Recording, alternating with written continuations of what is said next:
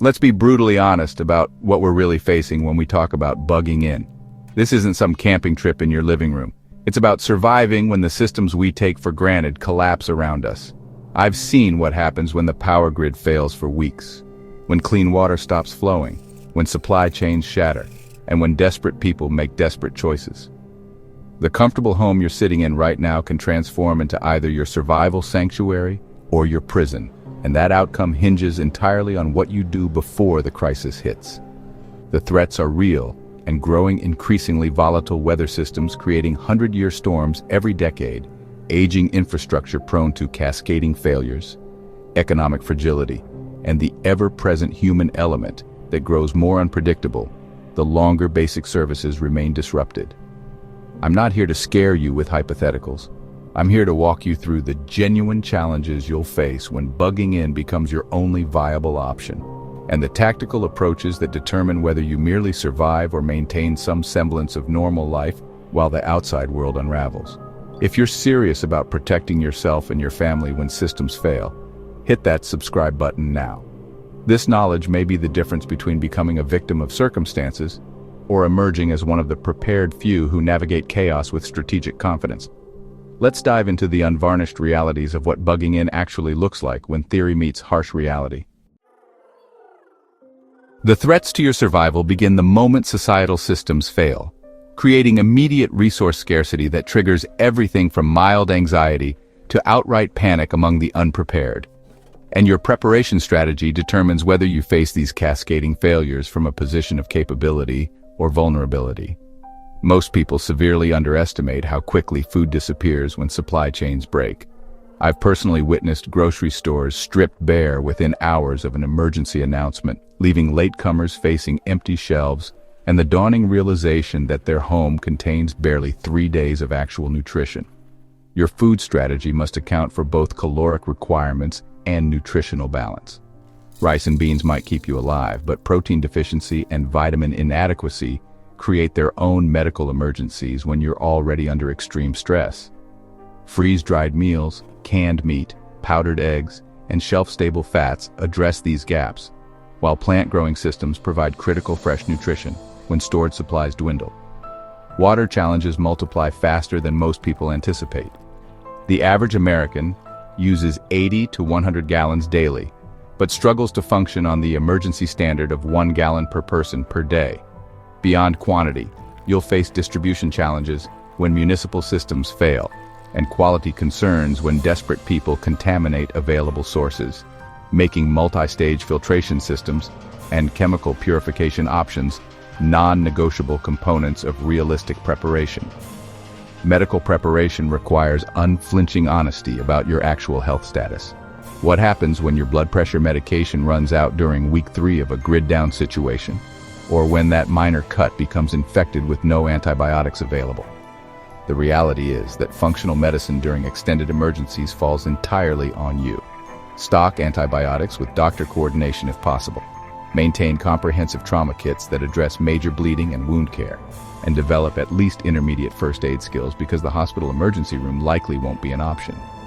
The security dimension of bugging in represents the most psychologically challenging aspect for many who prefer to believe the best about their neighbors. But extended resource scarcity fundamentally changes human behavior, making capability-based security preparations essential.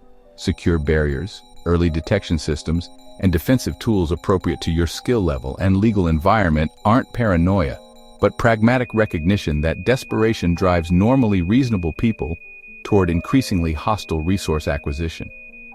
I've repeatedly observed how those with systematic, reality-based preparation maintain dignity and functionality during extended emergencies, while the unprepared descended into progressively dire conditions. The difference wasn't luck but strategic foresight that acknowledged genuine threats rather than comfortable illusions. Security during a bug-in scenario isn't about hypothetical concerns. It's about protecting your life-sustaining resources from increasingly desperate people when social constraints deteriorate under prolonged stress and scarcity. The threat progression follows a predictable pattern I've observed across multiple extended emergencies. Initial community cohesion and mutual aid typically lasts 3 to 7 days, followed by growing tension as supplies dwindle, culminating in resource-motivated aggression by previously normal individuals who've exhausted their options. Your primary security objective is maintaining a low profile. The gray man approach applies to your entire household during extended emergencies, meaning no obvious indicators of preparedness that make you a target. Cooking odors, generator noise, visible light patterns after dark, and even trash that reveals food packaging all broadcast your resource status to increasingly observant neighbors. Physical hardening must address the reality that determined entry attempts will target the weakest access points. Standard door locks and window latches fail under minimal force, requiring strategic reinforcement at primary vulnerability points. Dr. Jam reinforcement plates that distribute force across the entire frame. Secondary barricade devices like floor-anchored bars, window security film that prevents glass from shattering under impact, and strategic furniture placement that creates channelized access paths, all create layered defense, providing crucial reaction time. Early detection fundamentally changes defensive dynamics. Simple tripwire alarms, motion-activated lights, strategically placed reflective surfaces for monitoring blind spots, and even basic wildlife cameras covering approach routes provide advance warning that transforms surprise encounters into prepared responses. The tactical reality of home defense demands uncomfortable preparation. Predetermined safe rooms with communication devices and essential supplies, designated defensive positions with appropriate cover, distinguishing between concealment that merely hides you versus cover that stops projectiles, and practiced response protocols for various threat scenarios, including family communication under stress. Community security dynamics represent both potential strength and vulnerability. Coordinated neighborhood watch systems with established communications protocols can extend your security perimeter significantly. But security information compartmentalization remains crucial, since today's community member could become tomorrow's threat under extreme conditions. I have witnessed the stark contrast between homes that implemented layered security measures before crisis versus those relying on improvised solutions under threat conditions. The difference wasn't firepower, but systematic identification and mitigation of vulnerabilities that prevented opportunistic targeting in the first place. The resource management phase of bugging in reveals the brutal reality that most households maintain just-in-time supply systems entirely dependent on functioning external infrastructure. When those systems fail, your resource clock starts ticking toward zero, unless you've developed closed-loop sustainability systems that transform consumption into regeneration. Power dependency creates immediate cascading failures, refrigerated food spoiling within hours, communication devices depleting within days, climate control systems failing when most needed during temperature extremes, and water distribution stopping when pumps lose electricity. Your power strategy requires tiered redundancy addressing different outage durations. Battery banks with solar recharging capability for essential electronics and medical devices, fuel-based generators for periodic larger loads with strict operational security to prevent noise signature targeting, and passive systems like thermal mass heating/cooling that function without external inputs. Water represents your most immediate vulnerability with dehydration, debilitating you within days. Beyond simple storage, you need collection systems capturing rainwater despite potential contamination concerns, gray water recycling for tiered reuse in appropriate applications, and consumption discipline maintaining strict usage priorities when replenishment becomes uncertain. The waste management reality turns stomach churning within days of system failure. Standard toilets become unusable once water pressure fails, creating immediate sanitation emergencies in unprepared households. Practical solutions require separating solid from liquid waste using either commercial composting toilets or DIY two-bucket systems, proper carbon material covering to manage odor and pathogen concerns, and designated disposal areas separated from water sources and food production. Psychological austerity management becomes increasingly critical as resource constraints tighten. Understanding the difference between comfort, convenience, and true necessity allows strategic allocation of dwindling supplies, while creating moments of calculated normalcy through occasional comfort items, maintains crucial morale when deprivation becomes the standard condition. Communications infrastructure typically fails in cascading fashion during extended emergencies. Cell towers overload then deplete backup power. Internet connections fail as core systems lose functionality, and information scarcity creates vulnerability to rumor and misinformation. Maintaining multiple independent information channels through no AA radios, ham operations if licensed, and even prearranged community bulletin board systems provides crucial situational awareness directing resource allocation decisions. The harsh reality I've witnessed repeatedly is that resource exhaustion happens far faster than most people anticipate. The prepared household that implemented closed-loop systems converting outputs back into inputs maintained basic functionality, while those relying on stored supplies alone faced progressively dire conditions as reserves depleted with no replenishment strategy. The psychological dimension of extended bugging represents the most underestimated aspect of survival. I've repeatedly watched as mentally unprepared individuals with excellent physical resources deteriorated under confinement stress, uncertainty, and the grinding pressure of threat vigilance.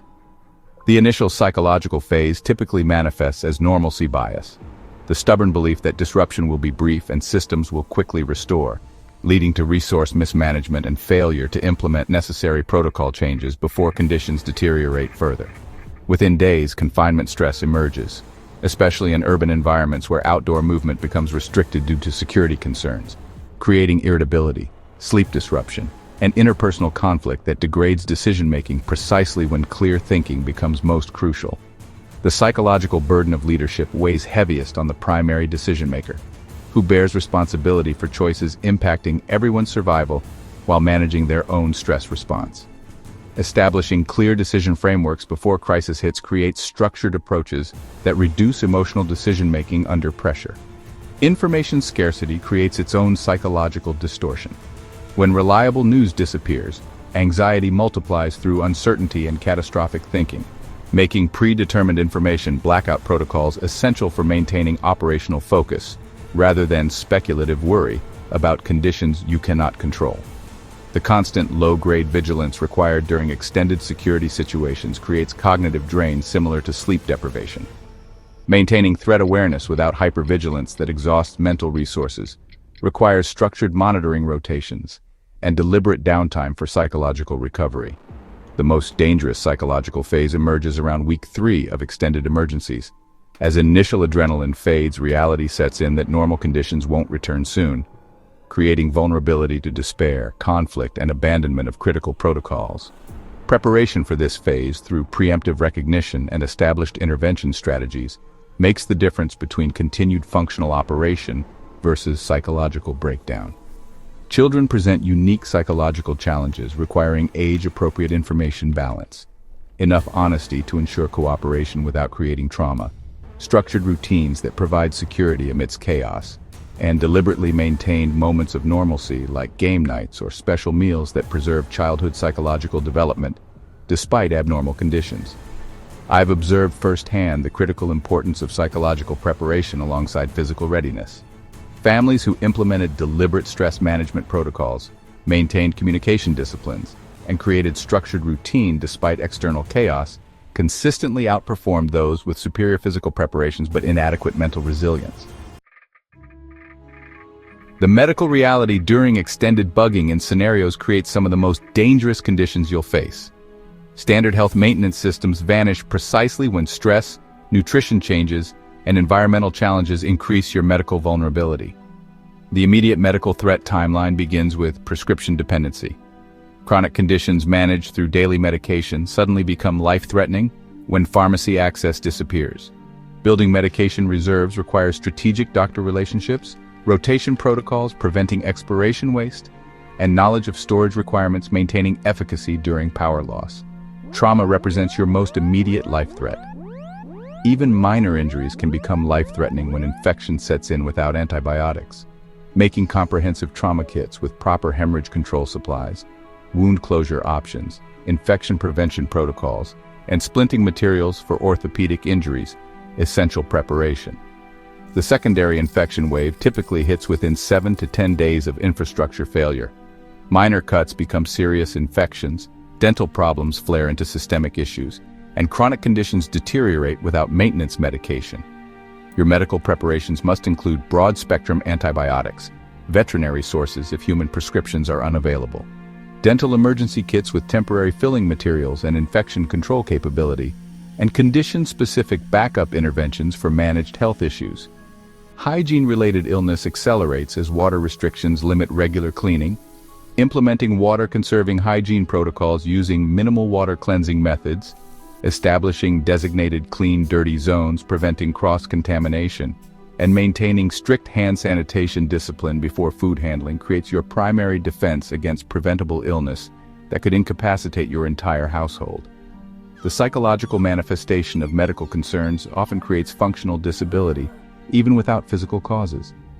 Anxiety-driven symptoms mirror serious conditions. Sleep disruption from stress creates cognitive impairment similar to intoxication, and the constant hypervigilance required during extended emergencies depletes cognitive resources needed for clear medical decision-making. Nutritional degradation creates its own medical vulnerability progression. Initial reliance on comfort foods depletes nutritional reserves, followed by caloric focus without micronutrient balance, potentially leading to deficiency conditions emerging within weeks. Proactive nutritional strategy requires balancing shelf-stable, complete proteins, essential fatty acids, and micronutrient sources that prevent the subtle deterioration of physical capability resulting from dietary inadequacy. I've witnessed the stark contrast between households that implemented comprehensive medical preparation versus those with basic first aid approaches. The difference manifested in their ability to maintain functional capacity despite injuries and illness that would normally require professional intervention, ultimately determining whether the household remained operational or deteriorated into a progressive medical emergency. Let me share the unvarnished tactical lessons I've gathered from multiple extended emergency situations where bugging in became the only viable option for weeks or even months. These aren't theoretical concepts but battle-tested approaches that determined survival outcomes when systems collapsed. Information management provides your decisive tactical advantage. Those who maintained operational security by strictly controlling what neighbors knew about their resource status avoided becoming targeted when scarcity intensified. Implement a household information discipline protocol where all members understand exactly what can and cannot be shared outside your walls, particularly regarding food supplies, medical resources, and security measures. The tactical reality of extended water management requires overcoming the basic sanitation challenges that create disease vulnerability. Establish a dual bucket toilet system separating solid from liquid waste, maintain strict hand-washing enforcement despite water restrictions, and implement gray water recapture using simple sump pumps to repurpose shower water for toilet flushing or non-edible plant irrigation. Caloric reality hits hardest around day 10 when easy preparation comfort foods deplete, and cooking limitations under grid-down conditions collide with the psychological impact of dietary monotony. Your food preparation strategy must include fuel-efficient cooking methods like thermos cooking, where boiling water with grain or legumes continues passive cooking for hours without additional fuel, solar ovens for daylight operation without fuel consumption, and practiced no-cook meal options incorporating shelf-stable components that maintain variety without resource depletion. The security imperative of fire risk management represents one of the deadliest tactical oversights. With standard emergency services unavailable, a house fire becomes a total loss scenario. Implement mandatory open flame protocols with designated fire watch responsibilities, position fire extinguishers at all cooking and heating locations, establish clear evacuation plans including resource prioritization for rapid removal, and maintain adequate separation between heating cooking operations and combustible materials. Operational security during extended grid-down scenarios requires managing your visibility signature light discipline. Using blackout curtains prevents broadcasting occupancy after dark. Noise discipline, particularly regarding generators, requires sound baffling and scheduled operation coinciding with ambient neighborhood noise. And cooking odor management using venting systems prevents broadcasting food availability to increasingly sensitive noses in food-scarce environments. I've repeatedly observed how households implementing these field-tested tactical approaches maintained functional capability throughout extended emergencies, while those relying on generalized preparation quickly encountered cascading failures as theoretical plans collided with the harsh realities of actual resource constraints, security challenges, and the psychological impact of extended system collapse. The moment when theoretical preparation transforms into decisive action represents the most critical transition determining your actual survival outcomes. Hesitation and normalcy bias during the initial warning phase consistently creates the most dangerous vulnerability window I've observed across multiple crisis scenarios. Recognition of actionable triggers requires predetermining the specific indicators that initiate your bug-in protocol before emotional decision-making interferes with clear assessment. These triggers might include official emergency declarations, observed supply chain disruption like grocery delivery interruptions, infrastructure instability patterns such as rolling blackouts, or civil stability indicators like law enforcement response degradation. The immediate action phase demands swift execution of pre-established protocols, systematically verifying critical resource status, including water reserves, shelf-stable food accessibility, medical supply readiness, and communication system functionality, while implementing household lockdown procedures that secure physical premises before external conditions deteriorate further. The tactical advantage of early water maximization cannot be overstated. Immediately filling all available containers, including bathtubs, with water shutoff valve verification, activating rainwater collection systems, if precipitation is occurring, and implementing strict water conservation protocols before municipal pressure fails, provides the single most important resource buffer, determining your functional capability timeline. Communication security establishment requires immediate verification of all household communication options. Battery status on emergency radios, phone charging implementation while grid power remains available, preliminary neighborhood communication network activation with predetermined trusted contacts, and establishment of communication schedules that maintain information flow while preserving battery resources. The decisive advantage of early threat assessment fundamentally changes your tactical position. Systematic perimeter evaluation identifying new vulnerability points, rapid neighborhood condition documentation noting which homes appear occupied versus vacant, identification of potential resource competition conflicts like nearby stores that may attract dangerous activity, and establishment of observation protocols that provide early warning of condition changes without exposing your position. I've consistently observed how households that executed decisive protocol implementation within the first hours of emergency indicators maintained control of their situation, while those who hesitated while waiting for official guidance or clarity found themselves implementing crucial measures under already deteriorating conditions with significantly reduced effectiveness. The psychological barrier of committing to emergency protocols before absolute certainty exists represents the single most dangerous decision point in the entire bug-in process, ultimately determining whether you operate from a position of strategic advantage or perpetual reactivity to rapidly deteriorating circumstances beyond your control. The harsh reality of bugging in during extended emergencies strips away comfortable illusions about our societal resilience, revealing both the fragility of systems we depend on and our remarkable capacity for adaptation when properly prepared. The tactical approaches I've shared today aren't based on fearful speculation, but hard-earned lessons from actual grid-down scenarios where theory met reality, and only practical solutions determined survival outcomes.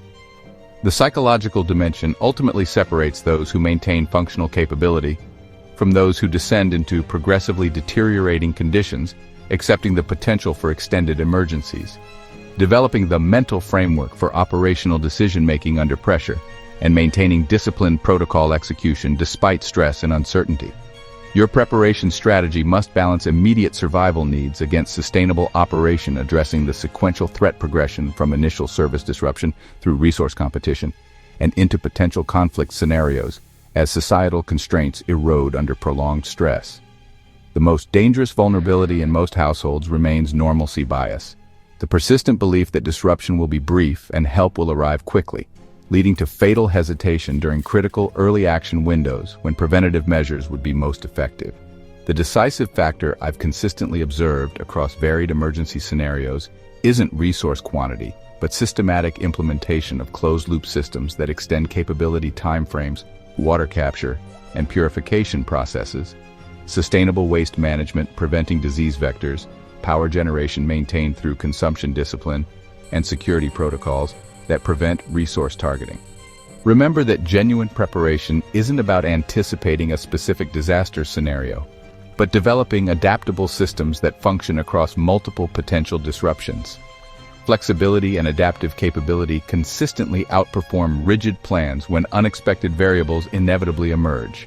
If today's tactical assessment resonated with you, take immediate action by conducting a genuine vulnerability audit of your current preparation status systematically identifying the critical gaps between your household's actual capability versus the challenges outlined today. Subscribe for ongoing tactical analysis that cuts through comfortable myths with battle-tested approaches to actual emergency situations. Until next time, maintain vigilant preparation, and remember, when systems fail, the only reliable emergency services are those you've developed within your own household.